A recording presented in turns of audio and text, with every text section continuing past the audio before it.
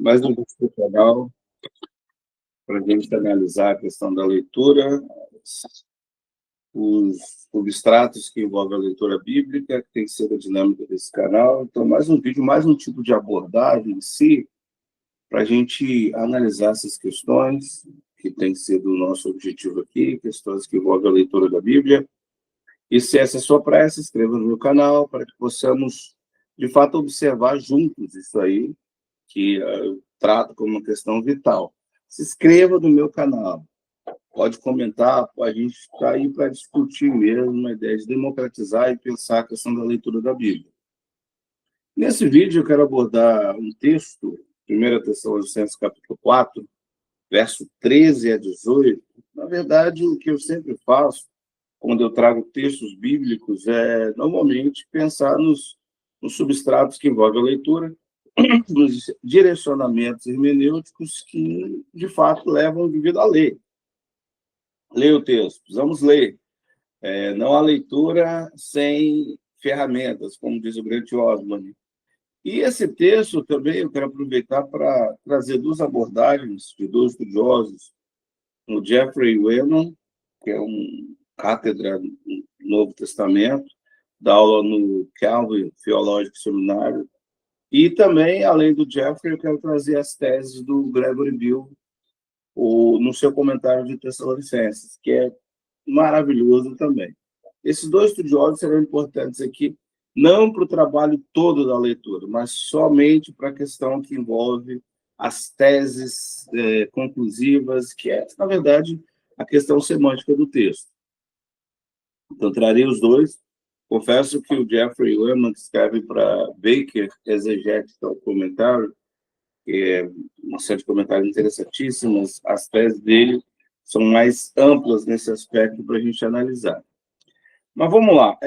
1 Tessalonicenses capítulo 4, versos 13 a 18, reporta o discurso, a gente vai olhar essa delimitação em si. Olha bem, a primeira coisa que eu quero fazer nesse vídeo é um claro protesto.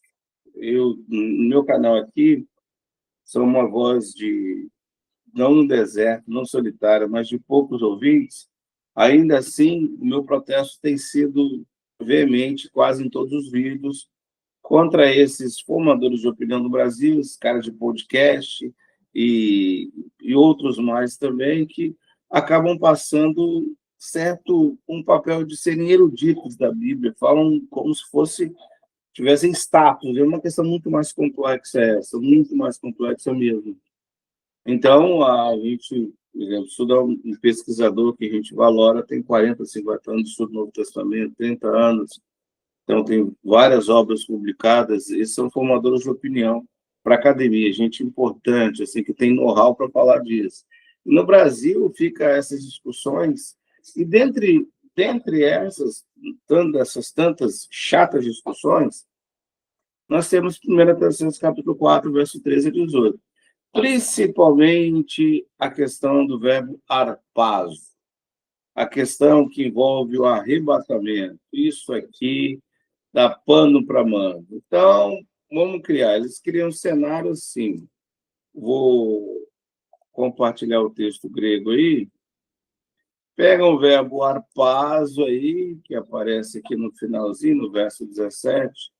Seremos arrebatados nas nuvens. Pegam esse verbo aqui e transformam ele na questão do texto. Aí começam a discutir lá. O arrebatamento será secreto ou não secreto? O arrebatamento será pré-tribulacional ou pós-tribulacional? Aí absolutizam a questão teológica como fundamento primário, é o texto que se obriga a se encaixar nesse pressuposto e nessa fala. Então, o imaginário do leitor brasileiro, infelizmente, está contaminado com muita coisa de tradição errada, porque não passa pelo viés de uma leitura bíblica madura. Então, o imaginário está bem contaminado. Então, para desintoxicar, será um processo muito complicado mesmo. Então, eles estão lá discutindo, aí vai criando gente que pensa, não, eu acredito que é secreto, eu não acredito que é secreto, eu que é secreto. Na verdade, deveriam estar discutindo, primariamente, como se lê o texto, como se, de fato, extrair o significado dele. Essa é a questão mais relevante. Então, a gente costuma dizer que, de fato, nós temos muitos confessionais sem Bíblia. O cara é confessional, estrito senso de uma doutrina que aprendeu na sua devida instituição, mas na hora de provar isso exegeticamente fica muito aquém. Isso por causa de uma maldição também chamada de texto próprio.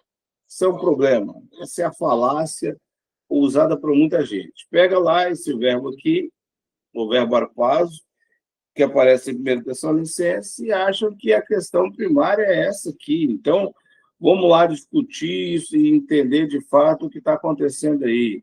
Esse verbo arpazo no futuro aqui, passivo, então indica isso, e é rápido, é tirado à força, aí absolutizam a questão lexical, como se a palavra fosse mais importante. Então, eu começo o vídeo fazendo um protesto claro de que realmente a gente está num caminho muito complicado mesmo. E, infelizmente, os nossos formadores de opinião não corroboram de nada com isso, muito menos os líderes das instituições locais. Isso é um outro problema. A crise que a gente vive é enorme. Mas tudo bem, e aí? Como é que a gente lidar com isso? Esses dois estudiosos que eu citei há pouco serão relevantes, e a gente, além deles, a gente precisa de hermenêutica geral, a questão dos prolegômenos que envolve a hermenêutica.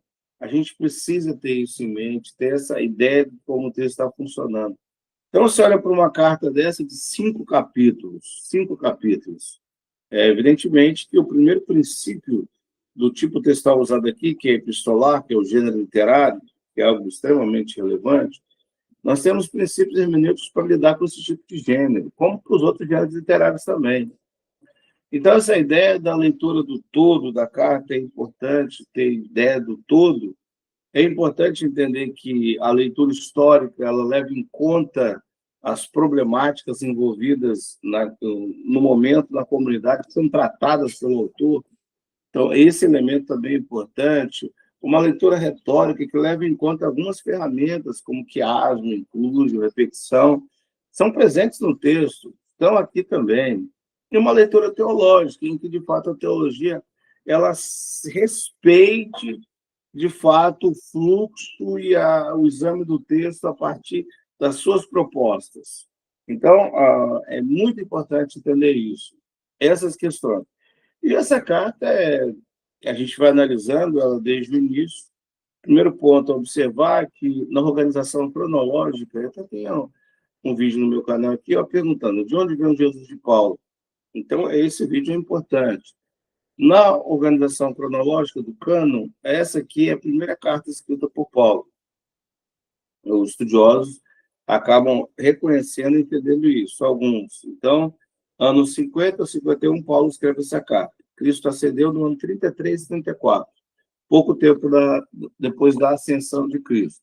Essa informação será muito importante, exemplo, para o verso 14, quando Paulo diz: se cremos que Jesus morreu e ressuscitou, ou seja, as informações que Paulo afirma aqui, elas vieram de onde? Elas não vieram dos evangelhos, porque os evangelhos foram escritos bem depois mesmo.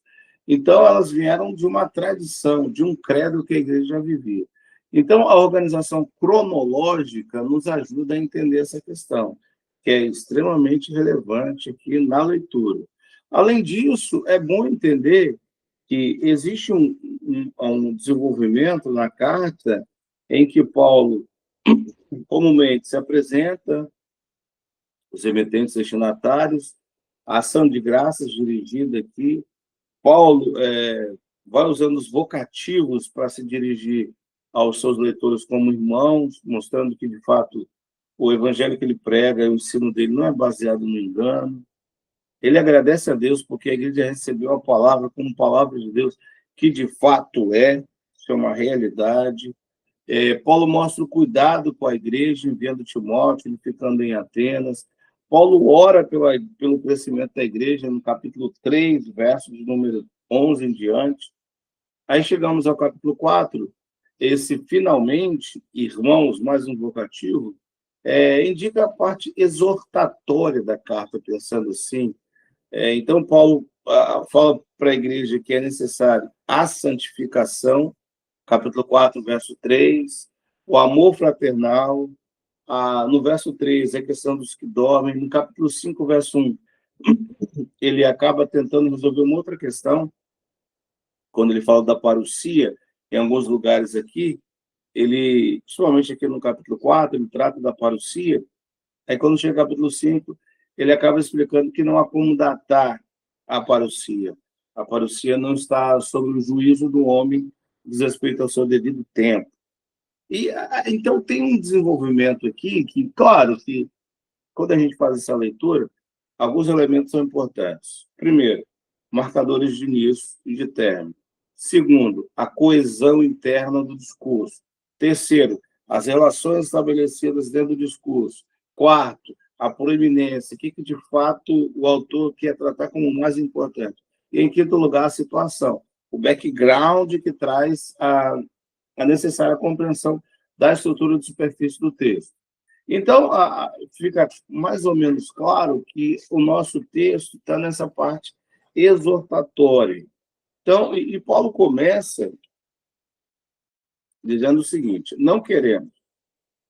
É importante aqui a ideia do plural, primeira pessoa do plural, não queremos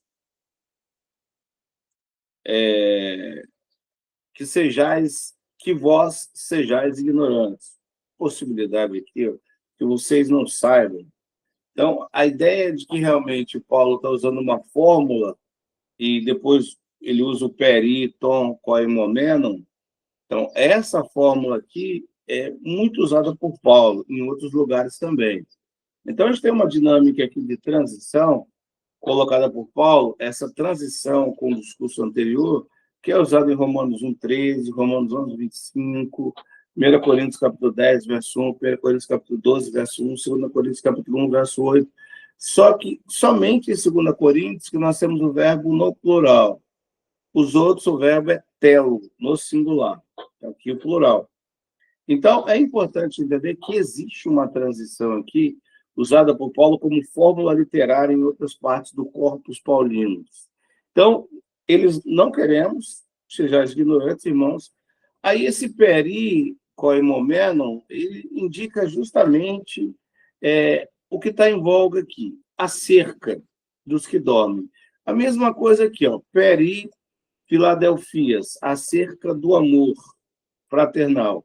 Aqui nós temos um dé, esse dé aqui, ele é justamente a transição, o elemento de transição.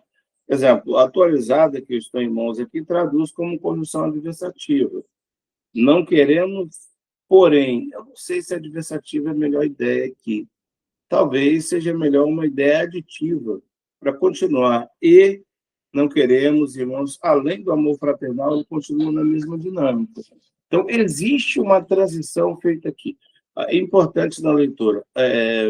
A gente tem uma dinâmica na análise do discurso, uma frase interessante que diz: escolha quer dizer significado. Então, tudo que o autor escolhe para colocar no texto tem significado. Então, nada no texto pode ser desprezado. Tem que ser analisado com muito cuidado. Por isso que o dé, a conjunção é importante. Eu não estou usando mais versões aqui, porque a gente vai fazer trabalho diretamente no grego. Mas a questão é peri, tom, koimomenon. Aqui nós temos o ponto em voga, que está sendo tratado por Paulo.